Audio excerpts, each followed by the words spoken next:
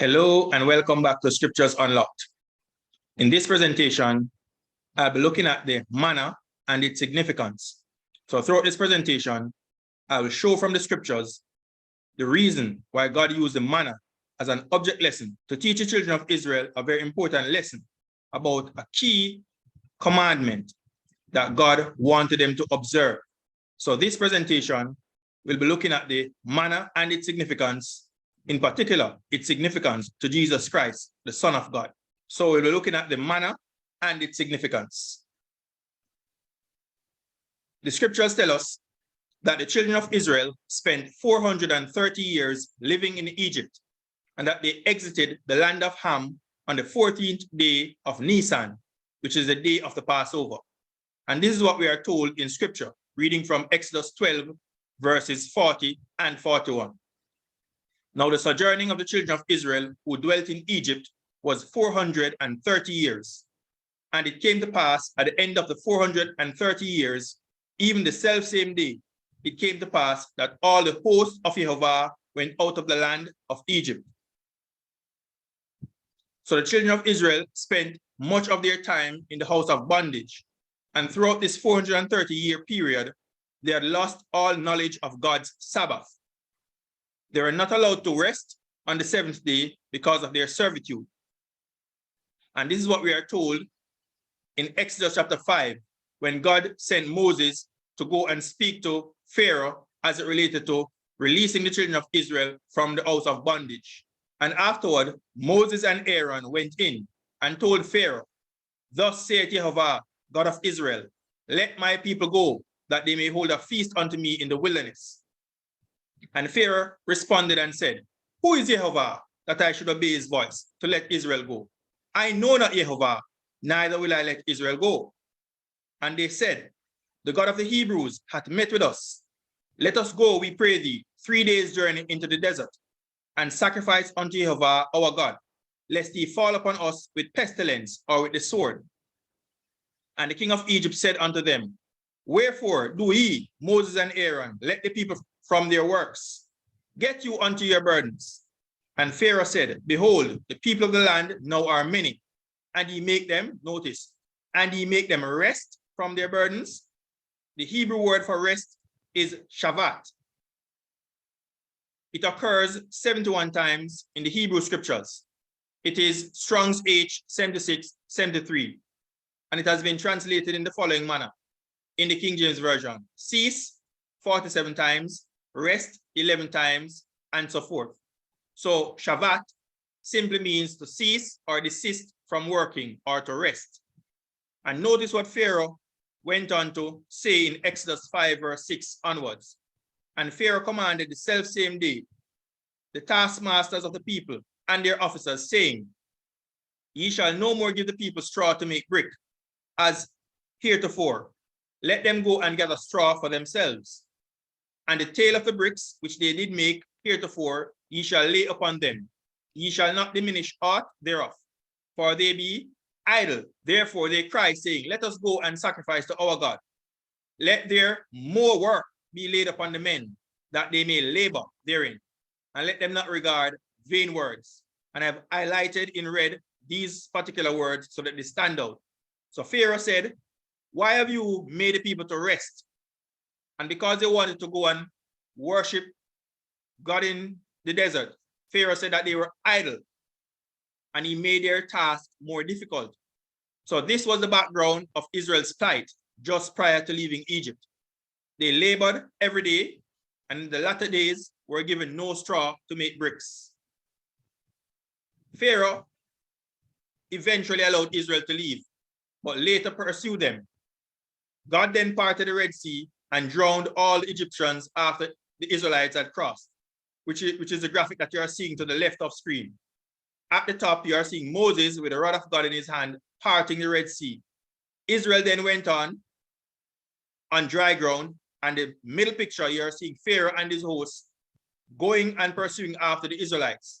And the final picture at the bottom is where God closed up the Red Sea and drowned all the Egyptians. So after the children of Israel's exodus from Egypt, they wandered in the wilderness, and when they complained and murmured, God provided bread from heaven to sustain them throughout their sojourn.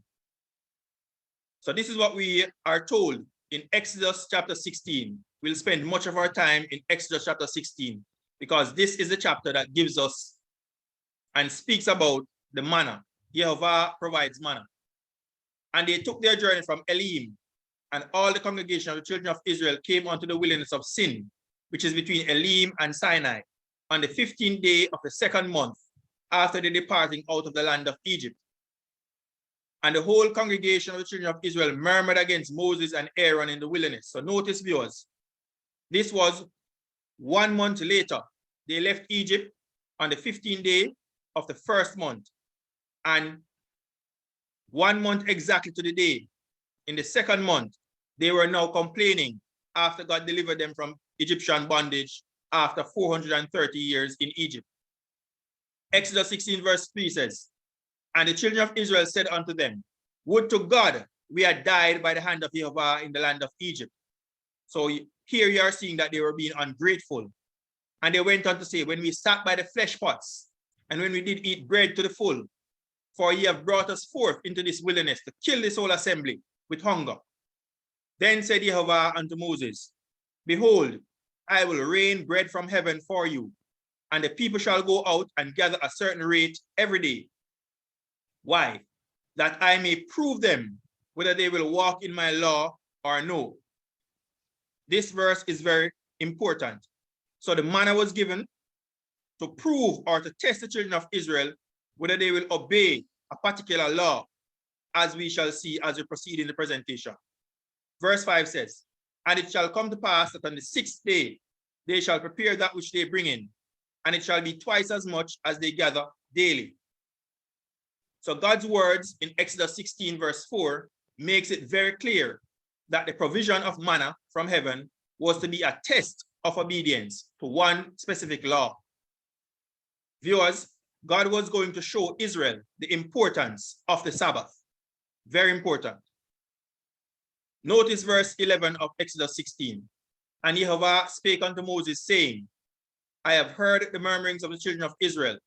Speak unto them, saying, at even ye shall eat flesh, and in the morning ye shall be filled with bread, and ye shall know that I am Jehovah your God. And it came to pass that at even the quails came up and covered the camp, and in the morning the dew lay round about the host.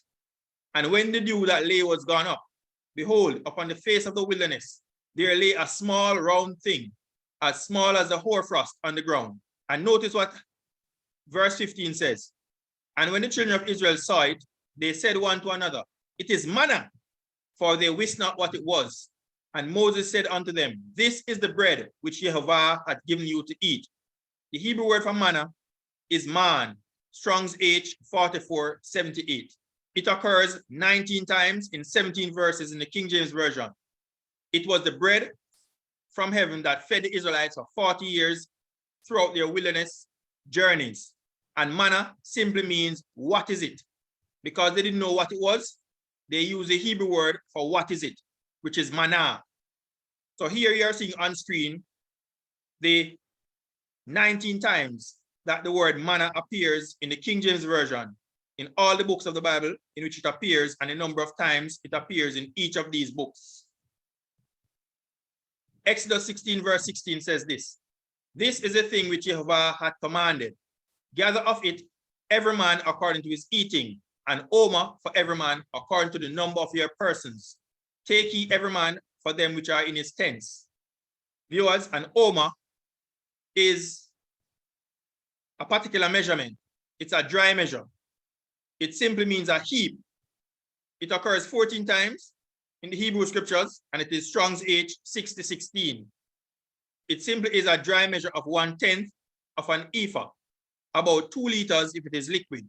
But because the manna was a solid thing, it was a heap that they were to take up. Exodus 16 verse 17 onwards says this, and the children of Israel did so, and gathered some more, some less. And when they did meet it with an omer, he that gathered much had nothing over, and he that gathered little had no lack. They gathered every man according to his eating. And notice the instructions that God gave Moses to deliver to the people. And Moses said, let no man leave of it till the morning. Notwithstanding, they hearkened not unto Moses, but some of them left of it until the morning. And notice what happened. And it bred worms and stank. And Moses was wroth with them. And they gathered it every morning, every man according to his eating. And when the sun waxed hot, it melted. So viewers, the instructions regarding the manna was very clear. It had to be gathered before the sun was hot or before the dew evaporated. So if you were lazy and did not get up early in the morning to gather the manna, it simply means, or it simply meant that you did not have anything to eat for that day. So God was teaching them discipline as well. So they had to get up early in the morning when the dew fell and before the sun came up and the dew evaporated, because the manna fell upon the dew. And when the sun was hot, the manna would then evaporate. So the Israelites, throughout their wilderness journeys, had to be very disciplined in order to have something to eat for the day. So that was the instructions that was given. So here you are seeing on screen a picture of the manna falling around the tents of the children of Israel. So here you can see the ground being white with the manna, and the children of Israel going out early in the morning to gather the manna so that they can have something to eat throughout the days. So every single day, the manna fell like clockwork. It came early with the dew, and as soon as the sun was hot, the manna would then evaporate. So they did not have to go far from their tents. The manna fell right around their tent. All they had to do was to go outside and gather the manna and prepare it in whatever way they wanted to have it. So this was how God provided and sustained the children of Israel throughout the 40 years that they wandered in the wilderness. So notice as we continue to read Exodus 16 onwards, the Sabbath observed.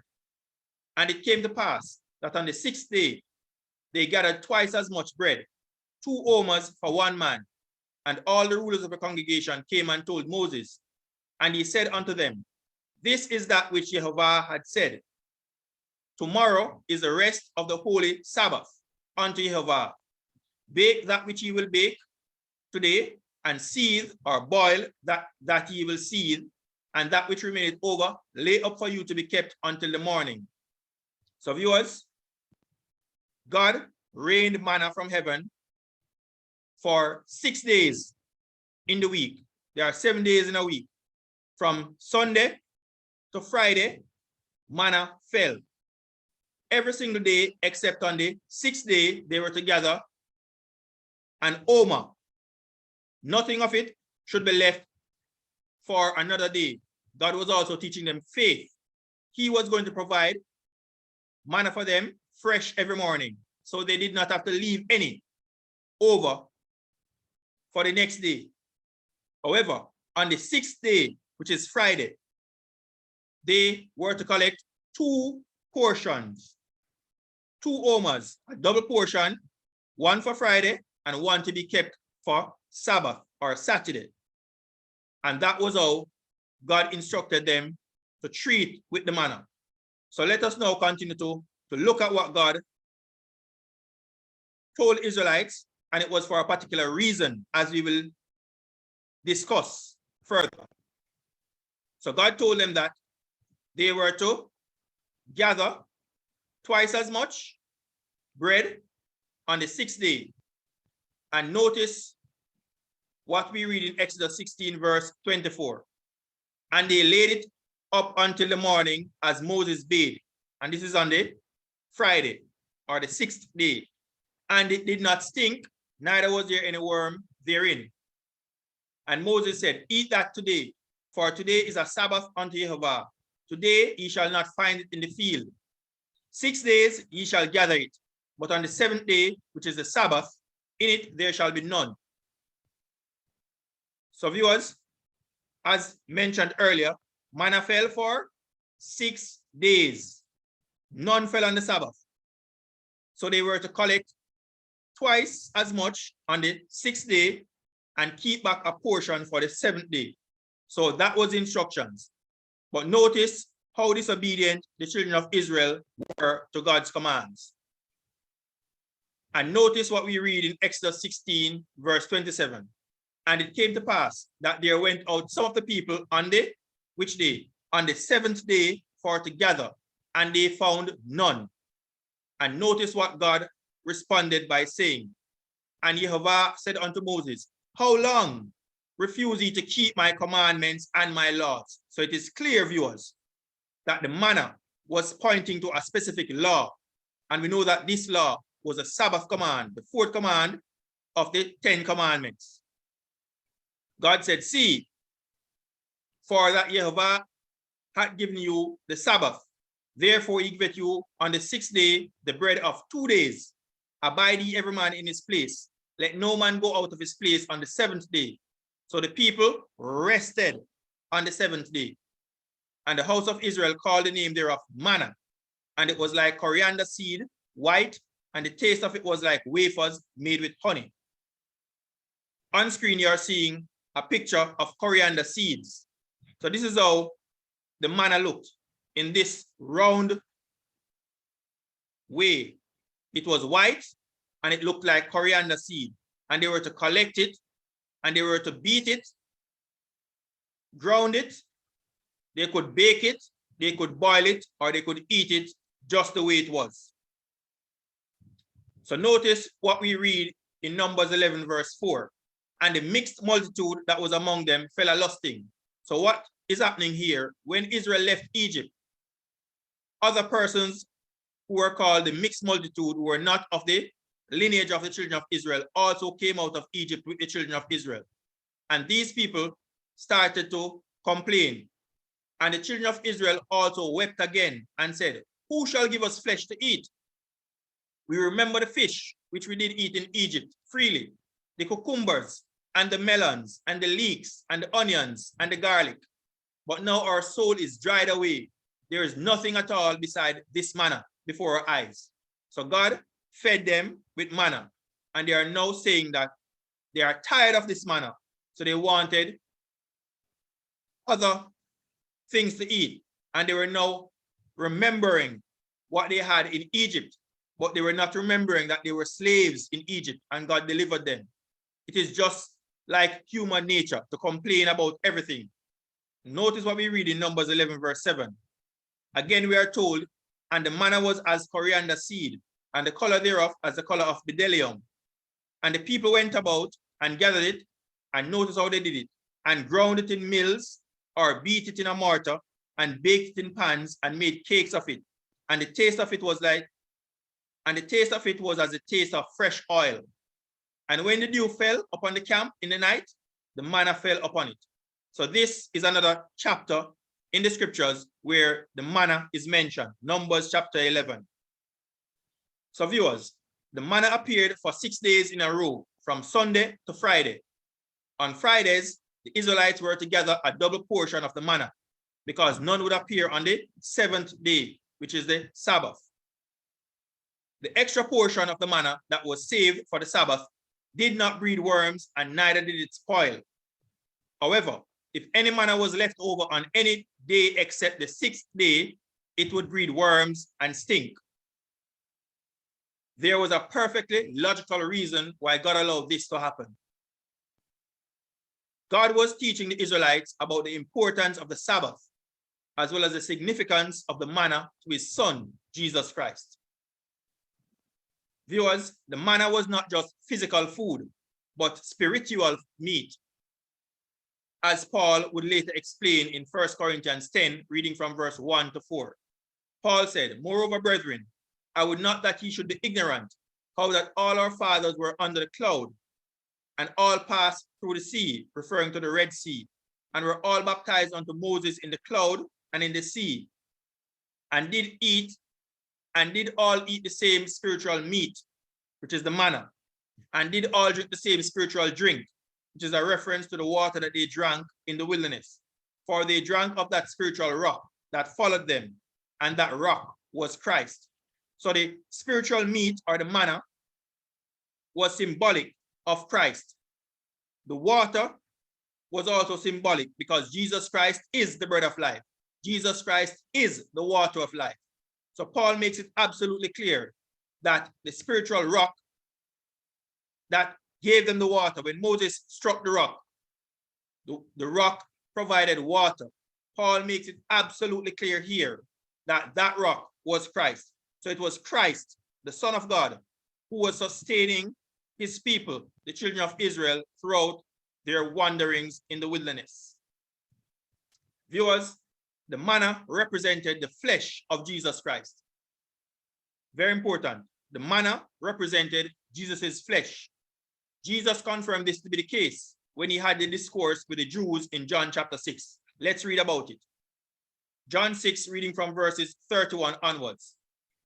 Jesus was having a discussion with the Jews, and notice what they said to him. Our fathers did eat manna in the desert. As it is written, he gave them bread from heaven to eat. Then Jesus said unto them, verily, verily, I say unto you, the he that they were referring to was Moses. But Jesus countered that argument by saying, Moses gave you not that bread from heaven, but my Father giveth you the true bread from heaven.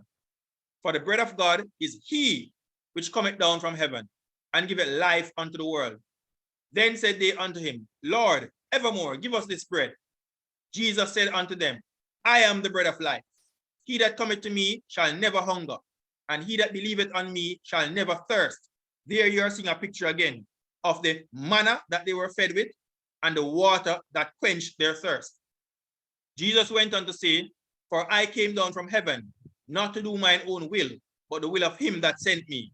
The Jews then murmured at him because he said, I am the bread which came down from heaven. And they said, is not this Jesus, the son of Joseph, whose father and mother we know? How is it then that he said, I came down from heaven? Jesus responded to them in John 6:47 by saying, verily, verily, or truly, truly, I say unto you, he that believeth on me hath everlasting life. I am the bread of life. Your fathers did eat manna in the wilderness and are dead. This is the bread which cometh down from heaven, that a man may eat thereof and not die. I am the living bread which came down from heaven. If any man eat of this bread, he shall live forever. And the bread that I will give is what? My flesh, which I will give for the life of the world. So Jesus links the manna that the children of Israel ate in the wilderness to his flesh. So the manna, or the bread which they ate, represented or was symbolic of Jesus's flesh. The Jews therefore strove among themselves, saying, how can this man give us his flesh to eat? They did not understand the symbolism that Jesus was using and making the link with the manna to himself. So they thought he was speaking in a cannibalistic sense when he said, the bread that I will give you is my flesh. Then Jesus said unto them, verily, verily, I say unto you, except ye eat the flesh of the Son of Man and drink his blood, ye have no life in you. Whoso eateth my flesh and drinketh my blood hath everlasting life, and I will raise him up at the last day. For my flesh is meat indeed, and my blood is drink indeed. He that eateth my flesh and drinketh my blood dwelleth in me, and I in him. As the living Father sent me, and I live by the Father. So he that eateth me, even he shall live by me. This is that bread which came down from heaven, not as your fathers did eat manna, and are dead. He that eateth of this bread shall live forever. So viewers, the manna was not ordinary bread, but the flesh of Jesus. And it was also used by God to point to his son's death, burial, and resurrection.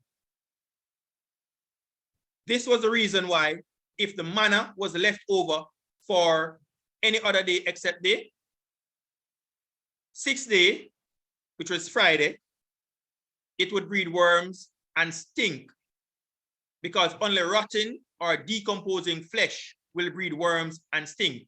And the manna was a representation of Jesus's flesh.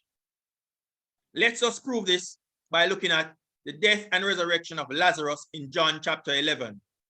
Now a certain man was sick named Lazarus of Bethany, the town of Mary and her sister Martha. And a parenthetical statement is added to make it clear that it was Mary, the sister of Martha and Lazarus, who anointed Jesus' feet and wiped his feet with her hair, because many persons have said that it was Mary Magdalene. Notice what John the Apostle wrote. It was that Mary, the sister of Lazarus and Martha, which anointed the Lord with ointment and wiped his feet with her hair, whose brother Lazarus was sick. So this makes it absolutely clear that it was not Mary Magdalene, but Mary, the sister of Martha and Lazarus.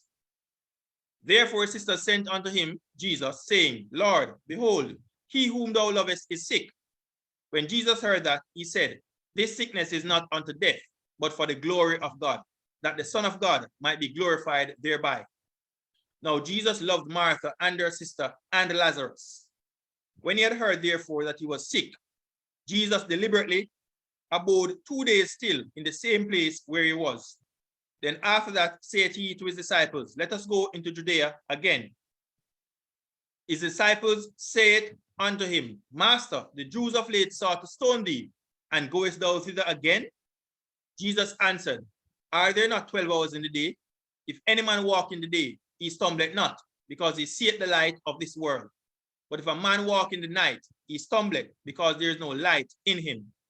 These things saith he, and after that he said unto them, our friend Lazarus sleepeth, which is a euphemism for death. But I go, that I may awake him out of sleep. The disciples did not understand that. Then said his disciples, Lord, if he sleep, he shall do well. Howbeit, Jesus spake of his death, but they thought that he had spoken of taking of rest in sleep. Then said Jesus unto them plainly, Lazarus is dead. And I am glad for your sakes that I was not there, to the intent ye may believe. Nevertheless, let us go unto him. Then said Thomas, which is called Didymus, unto his fellow disciples, let us also go, that we may die with him. Then when Jesus came, he found that he had lain in the grave 4 days already, and said, where have ye laid him? They said unto him, Lord, come and see. And the shortest verse in the Bible is John 11, verse 35, which says, Jesus wept. Jesus therefore again, groaning in himself, cometh to the grave. It was a cave, and a stone lay upon it. Notice verse 39. Jesus said, take ye away the stone. Martha, the sister of him that was dead, saith unto him, Lord, by this time he stinketh, for he had been dead 4 days. So this confirms the point that only rotting, decomposing flesh will breed worms and stink. So when the manna was kept over on any other day except the 6th day, God was showing them that it was pointing to his son's death, burial, and resurrection. And the manna represented Jesus' flesh. And that is why if it was not in accordance with God's commandment, it will breed worm and stank. So notice as we continue the significance of the manna to Jesus Christ. Martha knew that Lazarus' body was now in a state of decomposition because he had been dead for 4 days, which is precisely why she said that by this time he stinketh. John 11, 39. Again, it's only a rotting corpse that stinks and breed worms. But notice that when the children of Israel obeyed God and collected manna to be left over for the Sabbath, that it did not stink nor breed any worms. The children of Israel gathered a double portion of the manna on the 6th day in preparation for the Sabbath.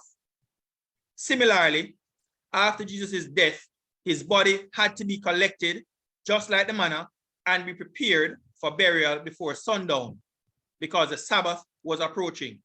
Here is a sequence of events after Jesus' crucifixion as written by Luke in chapter 23, reading from verse 50 onwards. And Jesus died on a Friday. We call it Good Friday.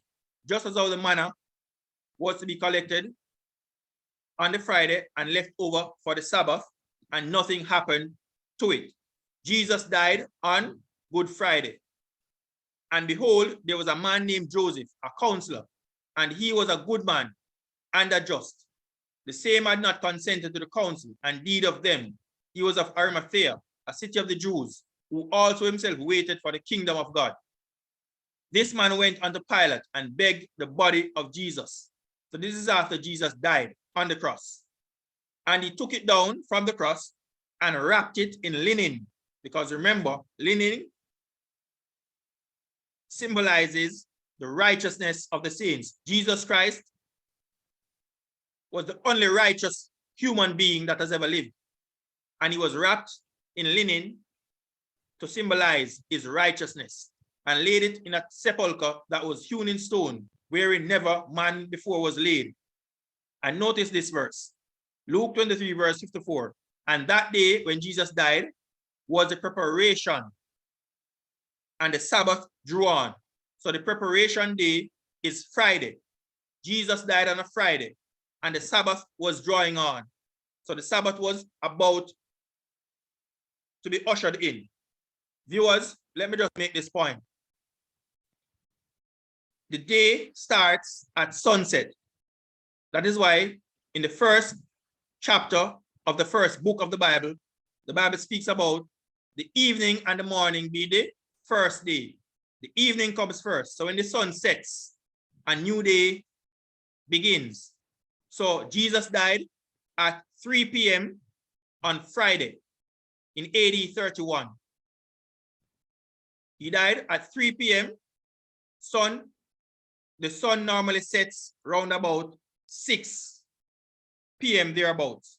So that is why the scripture said that day was a preparation. It was Friday afternoon. And when the sun set, then the Sabbath would begin. So that is why they were hurrying to get the body of Jesus off the cross and to prepare it before the Sabbath drew on. Because on the Sabbath, there was no work. So they were trying to get all the things done to prepare his body and to lay it in the tomb before the Sabbath drew on. And that is what the scripture is telling us here, that the Sabbath drew on. And notice verse 56, which confirms the point. And they returned and prepared spices and ointments and rested the Sabbath day according to the commandment. So the Sabbath command is found in Exodus 20, verses 8 to 11. It is also found in Deuteronomy chapter 5. It says here in Exodus 20, verse 8 onwards, remember the Sabbath day to keep it holy. 6 days shalt thou labor and do all thy work. But the seventh day is the Sabbath of Jehovah thy God. And this is important. It is God's Sabbath, not human beings' Sabbath. It is God's Sabbath that he has graciously shared with humanity. But the seventh day is the Sabbath of Jehovah thy God. In it thou shalt not do any work, thou, nor thy son, nor thy daughter, thy manservant, nor thy maidservant, nor thy cattle, nor thy stranger that is within thy gates. Why? For in 6 days Jehovah made heaven and earth, the sea, and all that in them is, and rested the seventh day. Wherefore Jehovah blessed the Sabbath day and hallowed it. So that is why the children of Israel were commanded to rest on the Sabbath, something that they could not do while they were in Egyptian servitude. They had to work 7 days of the week. They had no rest. And when God took them out of Egyptian captivity, God was slowly reminding them of his Sabbath, his holy day, his rest day. Just as how he rested on the Sabbath when he created this world, he has asked his people to rest as well as a memorial of his creative power and act. So God rested on the Sabbath day and he hallowed it. He set it apart for holy use, for worship and relaxation. And that is what he's calling all humanity to do even today. So let's continue as we look at the manna and its significance to Jesus Christ, and the fact that the manna was pointing to the Sabbath command. So Jesus, viewers, rested in the tomb on the 6th day, which is Friday. after his work of redemption. In the same way, he, Jesus, rested after creation. So notice what we are told in Colossians 1 verse 16, that it was actually Jesus Christ who created the world. God the Father created the world, but he did it through and by his Son, Jesus Christ. For by him, Jesus, were all things created that are in heaven and that are in earth, visible and invisible, whether they be thrones or dominions or principalities or powers. All things were created by him and for him. Jesus, viewers, kept the Sabbath in life, and he even kept the Sabbath in death. So let's look at the sequence of events. Jesus died on the 6th day, which is Friday. Jesus rested on the 7th day, which is Saturday or the Sabbath. And Jesus resurrected on the 1st day of the week, which is Sunday.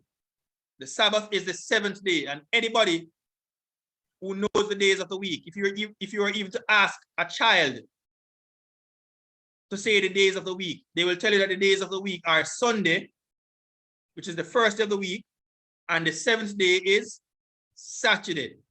So God said, 6 days shall thou labor and do all thy work, but the 7th day is the Sabbath of Jehovah thy God. So the Sabbath is the 7th day, and that is why they were told to gather double portion on the 6th day for Friday and for Saturday, because no manna would fall on the 7th day. They were to rest. They were not to even go outside to even labor to pick up the manna. So God gave them a double portion. And the manna that was collected on Friday was just as fresh for Sabbath as it was for Friday. And it did not breed any worms, nor did it stink. So viewers, the manna points us to the Sabbath command and teaches us how important the Sabbath is. It is also representative of Jesus' flesh. So let us now continue to look at the feast days and its significance. So Jesus died on the Passover. Just as how the children of Israel left Egypt on the Passover, or the day after the Passover, Jesus rested in the tomb, and the next day after the Passover is the Feast of Unleavened Bread. Leaven, viewers, is a symbol for sin. So Jesus is our unleavened bread. Unleavened means without sin. Jesus Christ knew no sin. And the next day after unleavened bread, which is the 16th day of Nisan, Jesus resurrected, and he became the first fruit from the dead. So Jesus died on the Friday, he rested on the Sabbath, and he resurrected on the Sunday. Friday was Passover. He was that Passover lamb. Christ, our Passover, has been sacrificed for us. The next day, his body rested in the tomb. It did not breed any worm, nor did it stink, because his body was unleavened bread. He had no sin. And on the Sunday, first day of the week, he resurrected and became the first fruit from the dead. So viewers, 3 days after death, a normal body would start to decompose. But that was not the case with the body of Jesus. Just as how the manna, when left over on Friday for Sabbath, did not breed worms nor stink, Jesus' body did not decompose nor see corruption. And here was a prophecy about the death of Jesus and what would happen even in death.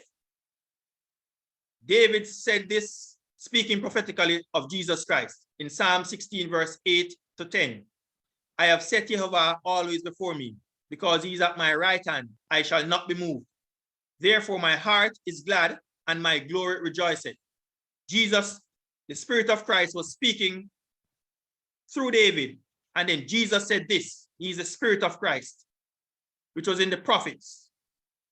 Jesus said this through David, my flesh also shall rest in hope, for thou wilt not leave my soul in hell or in the grave, which is a better translation. For thou wilt not leave my soul in the grave, neither wilt thou suffer thine Holy One to see corruption. Jesus Christ is the Holy One. and his body did not see corruption. His body did not decompose in the grave because his body was unleavened bread. Peter, on the day of Pentecost, spoke about this, Acts 2:25-27, in reference to what David wrote in Psalm 16. Peter said, "For David speaketh concerning him, I foresaw the Lord always before my face, for he is on my right hand, that I should not be moved. Therefore did my heart rejoice, and my tongue was glad. Moreover also, my flesh shall rest in hope, because thou wilt not leave my soul in hell or the grave, neither wilt thou suffer thine Holy One to see corruption. Thou hast made known to me the ways of life. Thou shalt make me full of joy with thy countenance." And then Peter went on to say this, "Men and brethren, let me freely speak unto you of the patriarch David, that he is both dead and buried, and his sepulchre is with us unto this day.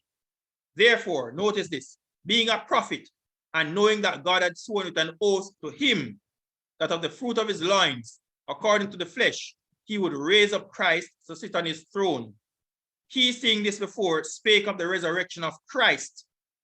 So Peter connected the dots and said that David was speaking of the resurrection of Christ, that his soul was not left in hell, neither his flesh did see corruption. This Jesus had God raised up, whereof we are all witnesses. So this makes it absolutely clear, viewers, that the manna represented the flesh of Jesus Christ. The manna in the wilderness was used as an object lesson to teach the children of Israel about the importance of the Sabbath. God took them out of Egypt by delivering them from bondage, but he was gradually taking Egypt out of them by showing them the need for rest. So, viewers, God took them physically out of Egypt, but as we read earlier, as soon as they encountered any difficulty, they kept remembering their life in Egypt. So God was gradually taking Egypt out of them. So even though they were taken physically out of Egypt, God had to be gradually taking Egypt out of them. And he used the manna as an object lesson to show them the importance of resting. And he was also pointing to the Sabbath and showing them the importance of the manna to his son, Jesus Christ. That is the significance of the manna. It pointed to the flesh of Jesus. It pointed to his death, burial, and resurrection. It also pointed to the Sabbath and the importance of the Sabbath. So the children of Israel spent 40 years in the wilderness, and God sustained them by feeding them with manna. During that time, no manna fell on the Sabbath, totaling 2,080 times. Remember, there are 52 weeks in a year. The Sabbath occurs once every 7 days. They spent 40 years in the wilderness. So 52 times out of each year, they were constantly reminded of the Sabbath, because on the Sabbath, no manna fell. And they had to collect a double portion on the 6th day for 2,080 times while they sojourned in the wilderness for 40 years. So for 2,080 times, viewers, they were constantly being reminded of the importance of the Sabbath and its significance. Notice what we are told in Exodus 16, verse 35. And the children of Israel did eat manna how long? 40 years, until they came to a land inhabited. They did eat manna until they came unto the borders of the land of Canaan. Joshua 5, verse 10 to 12 says this. And the children of Israel encamped in Gilgal and kept the Passover on the 14th day of the month at even in the plains of Jericho. And they did eat of the old corn of the land on the morrow after the Passover, unleavened cakes and parched corn in the selfsame day. And the manna ceased on the morrow after they had eaten of the old corn of the land. Neither had the children of Israel manna anymore, but they did eat of the fruit of the land of Canaan that year. Joshua 5 verse 10 speaks of the Passover. which was on the 14th day of Nisan. Joshua 5:11 speak of the unleavened cakes or the unleavened bread, which occurred on the 15th day of Nisan. And Joshua 5:12 tells us that they did eat of the fruit of the land of Canaan that year. So they ate the first fruit of the land of Canaan after the day of unleavened bread, which occurred on the 16th day of Nisan. So this chapter, Joshua 5:10-12, spoke of the three feasts: Passover, unleavened bread, and first fruits. And all these feasts had significance in the life of Jesus Christ. Notice Deuteronomy 8:3 and verse 16. And he humbled thee and suffered thee to hunger, and fed thee with manna, which thou knewest not, neither did thy fathers know, that he might make thee know that man doth not live by bread only, but by every word that proceedeth out of the mouth of Jehovah doth man live. Verse 16 says, who fed thee in the wilderness with manna, which thy fathers knew not, that he might humble thee, and that he might prove thee to do thee good at thy latter end. In Psalm 78, God's goodness was remembered. I'm giving you all the verses in which manna appears in the scriptures. Psalm 78, verse 23-25 says this: though he had commanded the clouds from above, and opened the doors of heaven, and had rained down manna upon them to eat, and had given them of the corn of heaven, man did eat angels' food. He sent them meat to the full. Nehemiah 9, verse 19-21 says this: yet thou in thy manifold mercies forsookest them not in the wilderness. The pillar of the cloud departed not from them by day, to lead them in the way, neither the pillar of fire by night, to show them light and the way wherein they should go. Thou gavest also thy good spirit to instruct them, and withheldest not thy manna from their mouth, and gavest them water for their thirst. Yea, 40 years didst thou sustain them in the wilderness, so that they lacked nothing. Their clothes waxed not old, and their feet swelled not. So viewers, the manna highlighted the Sabbath command and points to God's creative power, as well as the fact that God is the sustainer of life, which is why the golden pot containing manna was placed inside the Ark of the Covenant to be kept as a memorial. And in the series on the sanctuary or tabernacle, I went through the entire sanctuary structure, and we realized that the golden pot that contained manna was placed inside the Ark of the Covenant in the most holy place of the sanctuary as a memorial, as we shall see in this next slide. Exodus 16, verse 32 and 34 says this: and Moses said, this is the thing which Jehovah commanded, fill an omer of it to be kept for your generations, that they may see the bread wherewith I have fed you in the wilderness, when I brought you forth from the land of Egypt. And Moses said unto Aaron, take a pot, it was a golden pot, and put an omer full of manna therein, and lay it up before Jehovah, to be kept for your generations. As Jehovah commanded Moses, so Aaron laid it up before the testimony to be kept. This golden pot was mentioned in the book of Hebrews chapter 9, reading from verse 3 and 4.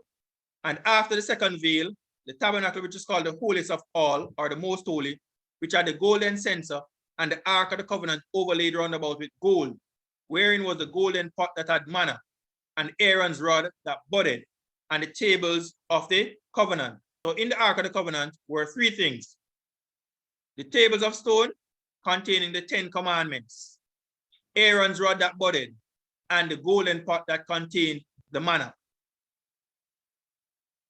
Viewers, the final time that the word manna is mentioned in the scriptures can be found in the promise that Jesus made to those that overcome. And this has significance for all believers. Notice what Jesus said in Revelation 2, verse 17. He that hath an ear, let him hear what the Spirit saith unto the churches.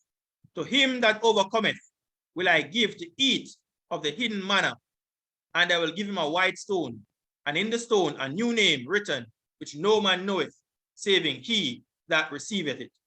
So viewers, all believers who overcome will get a taste of that manna that was kept in the Ark of the Covenant all the way back when the children of Israel came out of Egypt. That same manna that was placed in a golden pot, Jesus promised, to him that overcometh will I give to eat of the hidden manna. It was hidden because it was placed in the Ark of the Covenant and covered over with the mercy seat. So it was placed in the Ark of the Covenant in the secret place of the Most High. So it was hidden manna. And Jesus has promised us, and Jesus is the faithful witness. He has told us that all those who overcome will be given the opportunity to eat of that hidden manna. So as I close on the manna and its significance, we have seen from this presentation that the manna was used as a test of obedience to the Sabbath command. The children of Israel were fed with manna for 40 years throughout the wilderness. They were told to collect an omer for every single day except on Friday. But on Friday, they were to collect a double portion to be kept over for the Sabbath. One portion for Friday and the other portion for Sabbath. The portion that they collected for Sabbath did not breed worms nor stank. However, if they disobeyed God and left over any manna on any other day except the 6th day or on Friday, the manna would breed worms and stink, simply because the manna represented the flesh of Jesus Christ. When it was left over on Friday, it did not breed worms, nor did it stink. Similarly, just as how Jesus Christ, when he died and was laid in the tomb on Friday and rested on Sabbath, his body did not see corruption, just like the manna on Friday did not see corruption. It did not spoil, it did not breed worm, neither did it stink, because God was showing the children of Israel that the manna pointed to his son, the flesh of his son, Jesus Christ. So the manna, viewers, pointed to the Sabbath commandment, it pointed to the flesh of Jesus, and it was a test point that God used to prove the children of Israel whether they will obey his law or not. He said it explicitly. How long will you refuse to keep my commandments and my laws? So I hope that this presentation was clear and that the manna has new significance to all those who will watch this video and this presentation. So if you like this presentation, feel free to leave a comment, but most importantly, share this presentation with others so they too can see the importance and the significance of the manna to Jesus Christ. You can subscribe to my channel for future content, because this channel is dedicated to outlining the scriptures and bringing it alive so people can have a better understanding of God the Father and his Son, Jesus Christ. Thanks for listening, thanks for watching, and may God continue to bless us as we feast upon his Son, the living bread which came down from heaven. Have yourselves a wonderful day.